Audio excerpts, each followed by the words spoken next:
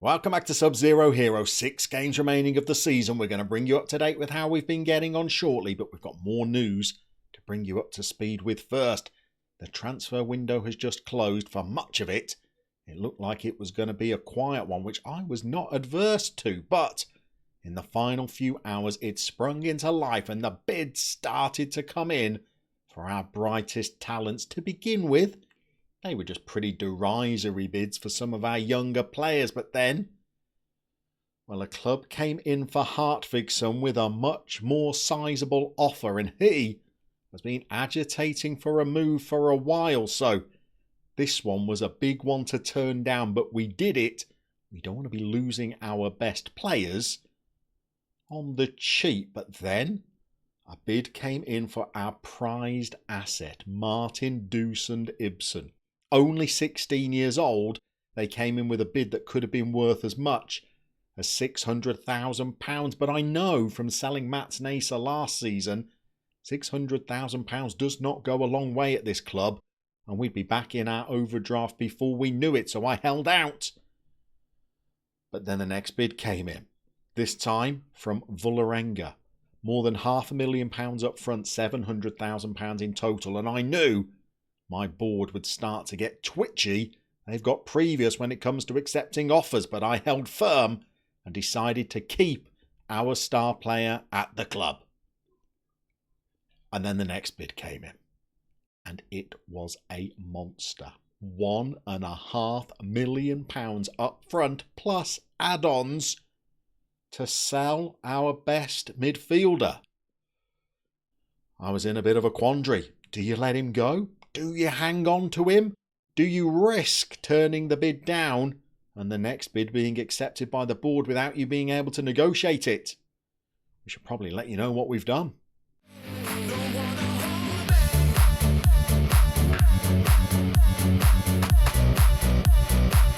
So brace yourselves, people. I'm not sure whether this will surprise you or not. I decided to negotiate the offer rather than just reject it. I mean, this was a huge sum of money that they were offering, but I thought, what if we could get even more? So I haggled it up. £2.2 million up front, £2.9 million once add-ons are paid, plus I insisted on a loan back, not just for the remainder of this season, but for the next campaign as well, plus 25% of his next transfer fee. I thought, there's no way Vålerenga will stretch to that. Well, they came back and they did stretch to that. And this time the board did jump in. Far too good an offer for them to turn down. Was I angry? Not really. I would have accepted it myself because it cleared our overdraft and gave us more than £1.4 million in our bank balance, which I think is a pretty good return on a player who's only played 50 games for the club. Granted, is a huge prospect, but we could do things with that money. I went straight into the boardroom and I requested some improvements, which we've not really seen any of in this save so far. And the board came back and said, yes, they're shelling out £1 million on an upgrade to our youth facilities. In addition, they're also improving our junior coaching. Both of those things should mean that the quality of the next few youth intakes should be even better.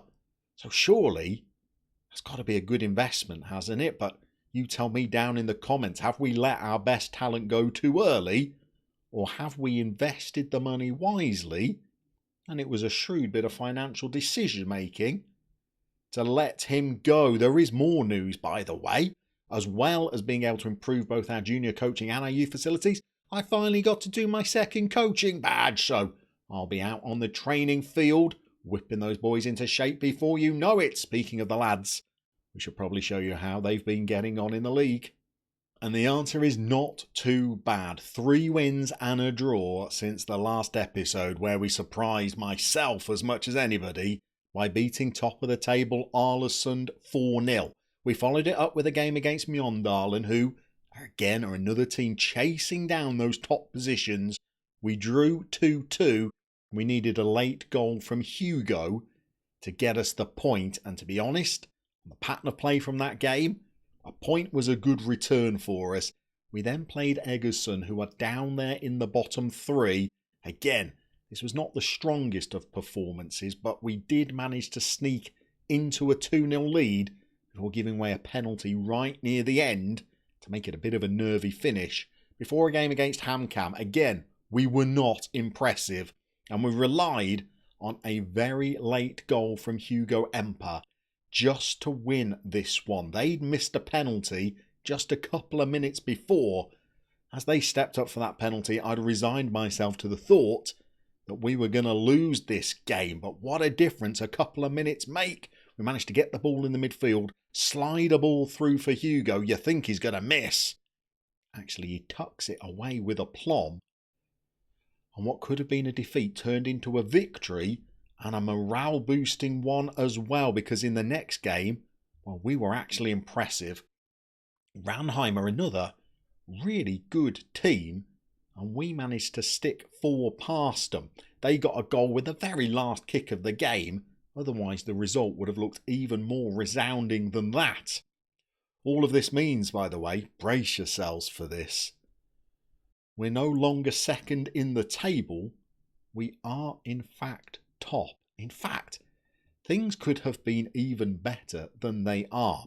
The reason that we've gone top of the table is that Arlesund have been in a little bit of a squiffy patch of form, including losing a game 2-1 to Haugesund. Now, this was not the result that I was hoping for, actually.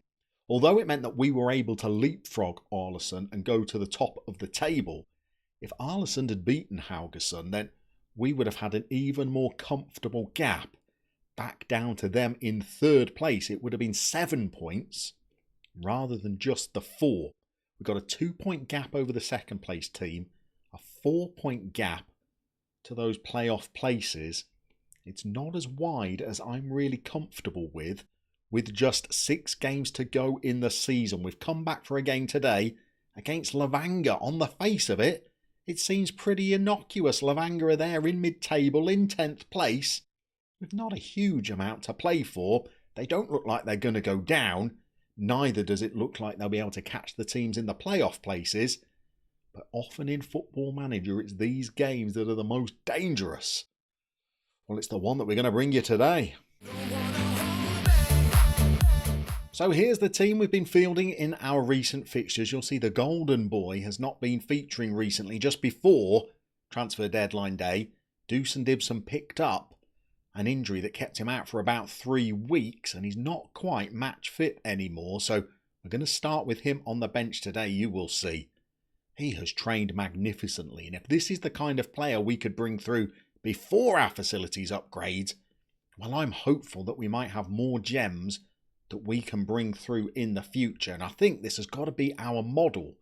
We need to try and keep developing these players, selling them on for big money with clauses so that if they ever move on again, we get some more money trickling our way and just keep developing the next batch until we are a more established club, maybe even playing in the top division.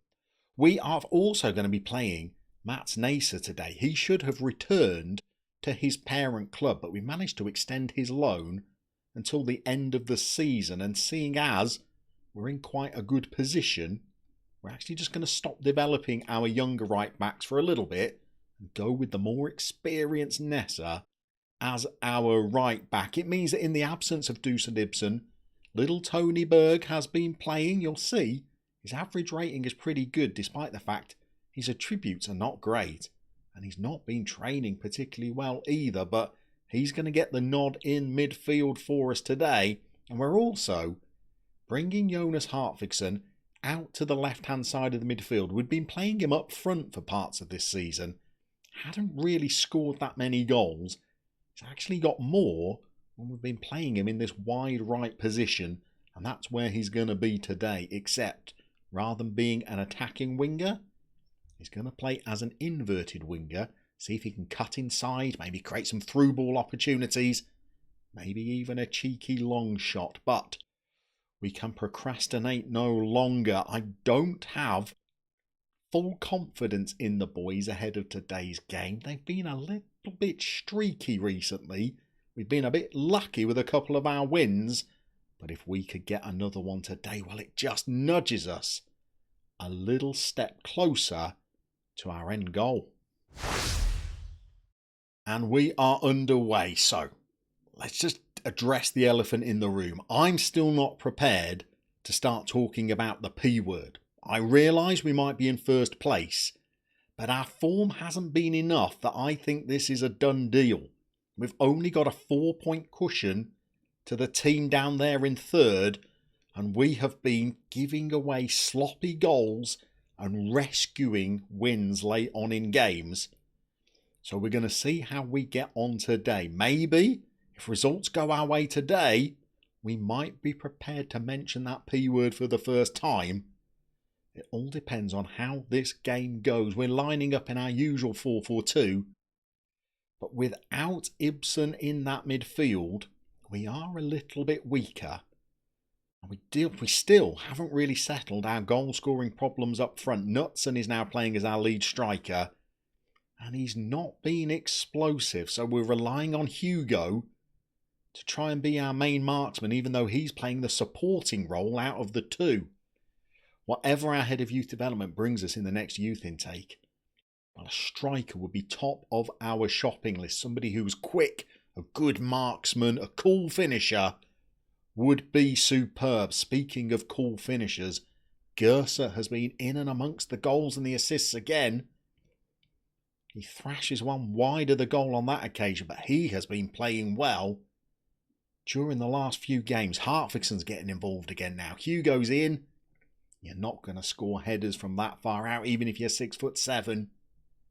But at least we've made a reasonable start. 4 shots, 2 on target, 15 minutes gone, and the ball is with their keeper. Have a little watch of this game for yourself. Track Knutson up front. Not getting a lot of goals, not getting a lot of assists. And Hartvigsen, well, when he was playing up front, he was finishing just like that as well. We've just got a little score flash, by the way. Arlesen are in the lead in their game, but Haugesund have just gone a goal down to Tromsdalen. If we could win at the same time as Haugesund losing, that gap down to third would stretch to 7 points. That would be a little tonic. But we need to do our part first of all. We've just had another good chance and nudged it wide. Looks like Brinda Singh has got a goal in the 2nd minute for Mjøndalen against Haugesund. Well, God bless him for that. God bless Pedersen for actually saving a direct free kick, because I am fed up of watching those slip through his tiny little hands. But we've got another attack to fend off, and they have blasted another one wide. And you know what? Pretty early on in the game, I'm demanding more, because we've looked okay, but we're not blowing a mid-table team away. By the way, they've just lost 4-1 in a midweek game to another mid-table side, so this is not a team that's in great form either. But we're giving them the ball back and we're inviting pressure, and I'm hoping that's offside. Indeed it is, but it was a little warning shot that he could scamper away from us if we're not careful. I think we're getting all the way in to half-time without scoring again here, aren't we? We're actually under pressure again. Levanger are coming at us. Hartvigsen's robbed it. He's a long way in field, and here's little Knutson. Watch him. What does he do? That's what Knutson has been doing. That was a glaring opportunity. He spanks it into the keeper's legs. We might dispense with his services at half-time, you know. Do we go Hartvigsen up front and bring on a left winger? Do we bring on pacey Schönerson with his acceleration of 17 but his finishing of 5? You'll see why I'm looking for a striker in the next youth intake, because neither are great options. Hartvigsen's doing well over on the wing though, and he's got a ball in. Hugo's knocked it down. And Nuts has won a penalty at least, and injured one of their players in the process. And now Hugo's going to the line, and we know we've got previous when Hugo's on the penalty spot. He's tucked a few away this season. I think he's missed 2 now. We need Hugo to come up big now. Come on, Emps. Tuck it away, son. He's done it. How many is that? That's 18 for the season for Hugo. We had bids coming in for him, by the way, after we sold Deuce and Ibsen to Vålerenga. But they came back an hour later with a £500,000 offer for Empa. With all that money sitting in our bank account, we didn't bat an eyelid at turning it down, but he is a man in demand as well. Says much for his ambition that he did not kick up a fuss about us turning down that move. Okay, the XG looks a lot better after that penalty. That might have papered over the cracks a little bit. I think we need to have a rousing team talk, maybe even a change up front before we get out there for the second period. Okay, we decided to give Nuts another 15 minutes. He did win the penalty. Maybe if he hadn't been brought down, he was about to slot it away and he'd have been back in the goals. We just got a little flash that Arlesson are now 2-0 up, so they're winning their game. Even if we win, they're going to stay 2 points behind us. But to be honest, as Nuts and misses another. We're not talking about the P word, obviously, but if we were, I'm not too fussed about winning the title. I'd rather just increase that gap between us and the team down there in third, as Ola Christian Jensen wins the ball back for us and Nuts is in again. And Nuts has now what? Well, he's hit it at the keeper. I thought he might have struck the post. He hasn't. He's hit the keeper. We're going to keep him on because he's had 2 more chances in the first 3 minutes. But we're mindful of the fact he hasn't taken either of them. And it might be that we're going to have to make a change. In fact, we're strolling towards the 60-minute mark and we are going to make that change. Let's just check in on the scores. Tromsdalen are 2-0 up, by the way. That's going to do us the world of good. Okay, we're going to find a new striker to play the last half an hour of the game. Hopefully, he can make a better impression than Nutsy. Okay, the change we've made is to bring on Hugo Riding as a left winger. We've pushed Hartvigsson up front because he is playing well. And it means that we've now got a new left winger on the field and we're thinking about making a change on the right wing as well because Gerser is not playing well. I think he could do with a bit of a rest, to be honest. And here is the new player. And that's worked out all right, hasn't it? The sub comes on the left wing. He slings in across to the man that I've been bad-mouthing all game for being rubbish when he goes up front. Well, I stick him up there and he's tucked one away. Long ball, diagonal ball, Riding smacks it across, and let's be fair to Hartvigsson. That is a good finish. Okay, that puts us in the box seat. I think we're going to make another change. We're just going to scan down. And I think Gerser is the man that we're going to change. You know, we're going to bring the pace of Schöneson on over on the right. Crossing and dribbling are not immense, are they really? But he's just quick. He survives on very little more, to be honest, than just his raw pace. Can we get him involved in the game? They've got the ball in their defensive part. Back with their keeper. You never know whose highlight this is going to be. They've gone long. We've won it. Giving it away again. All right, I think it's defending time. No, Riding has come on. He's made an impression, hasn't he? He's won the ball back again. This is a long highlight. You do think that these long highlights often lead to good chances. Pedersen's bowled one out. Little Tony Berg's involved. We're thinking maybe our last change is to bring on Deuce and Ibsen, who need some minutes. Maybe for little Tony. And I think there's more work to be done again. They're scampering down the left. This is an ever so long highlight. Was that it? Was that it? Were either of those chances good? I don't know if they were. Okay, now's the time to make the change then. How's little Tony doing? He's playing all right. So's Jensen, to be fair. Let's get Deuce and Ibsen on. This is going to be his first appearance since he became a Vålerenga player.